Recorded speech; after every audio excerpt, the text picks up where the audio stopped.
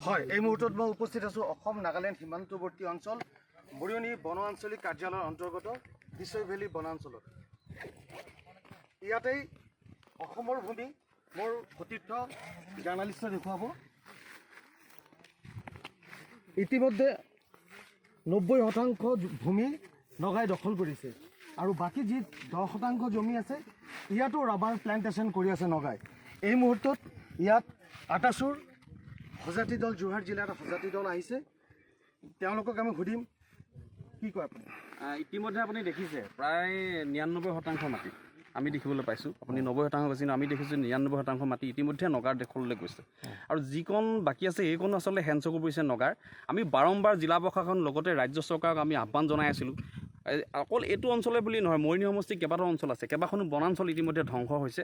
আমি অতি সোনকালে ৰাজ্য চৰকাৰৰ লগতে জিলা প্ৰশাসনক এটা বিহিত ব্যৱস্থা গ্ৰহণ কৰিবলৈ আহ্বান জনাইছোঁ। আপুনি দেখিবলৈ পাইছে যে ইয়াত যিমানবোৰ গছ গছনি আছে জ্বলাই ইতিমধ্যে শেষ কৰি ইয়াত ৰাবাৰ প্লেণ্টেশ্যন কৰিছে। একদম পৰিতাপৰ কথা। আমি জিলা প্ৰশাসনৰ যিসকল উচ্চ বিষয়া আছে তেওঁলোকক এটা আহ্বান জনাম, আপোনালোকে এচি ৰুমত ভিতৰত বহি নাথাকি ইয়াত আপোনালোকে ইয়াত কি ব্যৱস্থা হৈ আছে, আচলতে কি ব্যৱস্থা কৰিছে নগাই আচলতে এইবোৰ জ্বলাই মেলি শেষ কৰি মাটি দখল কৰি ইয়াৰ এটা আপোনালোকে নিজৰ পূৰ্বপীয়াকৈ এটা বিহিত ব্যৱস্থা গ্ৰহণ কৰিব। আৰু নহ'লে কিন্তু আমি 70 টাইমছত যোৰহাট জিলা সমিতিৰ হাত সাৱটি বহি নাথাকোঁ। আহি থকা দিনবোৰত আমি বিহিত ব্যৱস্থা নিজে হাতত ল'বলৈ আমি বাধ্য হ'ম। জাতি মাটি ৰক্ষাৰ স্বাৰ্থত অসম চৰকাৰে প্ৰতিজ্ঞাবদ্ধ আৰু কাম কৰি আছে বুলি যি দপদপনি মাৰি আছে, আচলতে একেবাৰে ভুৱা মিছা কথা বুলি আমি এই মুহূৰ্তত দাবী কৰিব পাৰি। আপোনাৰ চকুৰ আগতে দেখিবলৈ পোৱা গৈছে তেনেকুৱাকৈ অসমৰ জমি তহিলং কৰি এতিয়া ইয়াত নগাই ইয়াত বেদখল কৰি আছে, ৰাবাৰ প্লেণ্টেশ্যন কৰি আছে। আমাৰ মাজত আজাদী দলৰ আৰু এজন উপস্থিত আছে। চৰকাৰে জাতি মাটি নীতি ৰক্ষা কিন্তু অসমৰ ভূমি এনেধৰণৰ নগাই বেদখল কৰি লৈ গৈ আছে আৰু কিমান দিন থাকিব? প্ৰথম কথাটো হৈছে অসম চৰকাৰখন ভয়াতু চৰকাৰ। নগালৈ ভয় কৰে নেকি? আমি প্ৰশ্ন কৰিব বিচাৰিছোঁ অসম চৰকাৰক, আপোনালোকে নগালৈ ভয় কৰে নেকি? আজি বিশ্বই ভেলী যি সংৰক্ষিত বনাঞ্চল আছে 90%তকৈ বেছি নগাই বেদখল কৰিলে অসমৰ ভূমিত। অসম চৰকাৰে কি কৰি আছে? জাতি মাটি ভেটিৰ কথা কৈ শ্লোগান দিয়া চৰকাৰে কি কৰি আছে? জাতি মাটি ভেটিৰ নাম লৈ পিনি চৰকাৰ গঠন কৰা সেইসকলে মন্ত্ৰী বিধায়কে কি কৰি আছে? যোৰহাট প্ৰশাসনে কি কৰি আছে? আমাৰ প্ৰশ্ন আছে।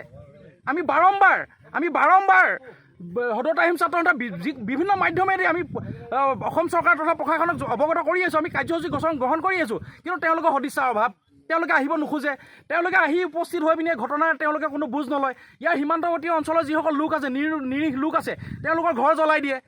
আৰু অসম চৰকাৰে প্ৰশাসনে ভাবিছে নেকি যে এই ঘটনাটোত নিৰীহ লোকৰ জীৱন যাওক? আচলতে তেওঁলোকে সেইটোৱে ভাবিছে বুলি আমি ভাবি লৈছোঁ, কিন্তু সদত আহিম ছাত্ৰ আমি হাত সাৱটি বহি নাথাকোঁ। আজি এই ঘটনাটো আজি নগাই কৰিছে কাৰণে অসম চৰকাৰে একো তেওঁলোকৰ কোনো কোনো ধৰণৰ প্ৰতিক্ৰিয়া নাই। কিন্তু আমাৰ কেইদিনমানৰ আগতে আমাৰ কেইজনমান ল'ৰাই 8জনমান ল'ৰাই ইয়াত যেতিয়া এই বনাঞ্চলখন চাফ চিকুণ কৰিছিলে তেতিয়া তেওঁলোকৰ নগাই ধৰি নি কিন্তু বন্দী কৰি ৰাখিছিলে। তেতিয়া অসম চৰকাৰ ক'ত আছিলে? প্ৰশ্ন কৰিছোঁ, আমাৰ প্ৰশ্ন আছে। অসমৰ মুখ্যমন্ত্ৰীজনে অকল ধৰ্মৰ ভিত্তিত তেওঁলোকে ৰাজনীতি কৰি থাকে, কিন্তু আজি নগাই যে আজি অসমৰ ভূমি যে বিঘাই ভূমি যে বেদখল কৰিছে তাৰ কোনে ব্যৱস্থা কিয় গ্ৰহণ কৰা নাই?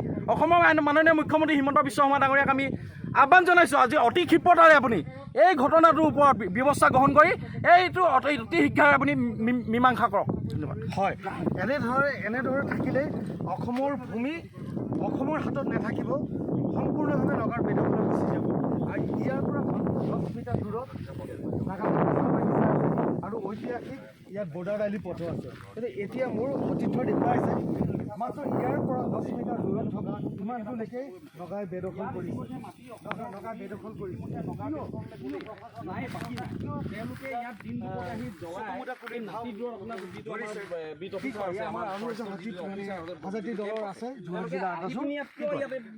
আমাৰ আচলতে সন্দেহ হৈছে যে অসম চৰকাৰক আমি বাৰম্বাৰ জনাই আহিছোঁ, টাইম ছাত্ৰ সন্থাই জনাইছোঁ, অন্যান্য জাতীয় জনগোষ্ঠী সংগঠনে জনাইছোঁ, কিন্তু এই বিষয়সমূহত যি বিবাদমান বিষয়খিনিত মীমাংসা কৰাৰ ক্ষেত্ৰত তেওঁলোক চূড়ান্তভাৱে ব্যৰ্থ হৈছে। বন বিভাগক আমি এই যিখিনি কথা আজি যি ৰাবাৰ বাগান পাতিবৰ কাৰণে তেওঁলোকে প্ৰচেষ্টা হাত লৈছে, কথাখিনি বন বিভাগে জানে। বন বিভাগে জনাৰ পাছতো আজিৰ তাৰিখত কিন্তু তেওঁলোকে কোনো ধৰণৰ ব্যৱস্থা গ্ৰহণ কৰা নাই। আচলতে আমি ভাবিবলৈ বাধ্য হৈছোঁ অসম চৰকাৰে বন বিভাগে নাগালেণ্ড প্ৰশাসনক ভয় কৰে নেকি? আমাৰ প্ৰশ্ন আজিৰ তাৰিখত যে অসম চৰকাৰে নাগালেণ্ড প্ৰশাসনলৈ ভয় কৰে নেকি, যাৰ কাৰণে তেওঁলোকে কথাখিনি জনাৰ পাছতো গোটেইখিনি তথ্য থকাৰ পাছতো তেওঁলোকে আজিৰ তাৰিখত কোনো ধৰণৰ যাৱতীয় ব্যৱস্থা গ্ৰহণ কৰা নাই আমি অসম চৰকাৰক এই বিষয়খিনিত ক্ষিপ্ৰতাৰে ব্যৱস্থা গ্ৰহণ কৰি এই যি বিবাদমান বিষয় নিষ্পত্তি কৰিবৰ কাৰণে আমি দাবী উত্থাপন কৰিছোঁ যিকোনো খবৰৰ বাবে যোগাযোগ কৰক 7099017330 লগতে 7099017110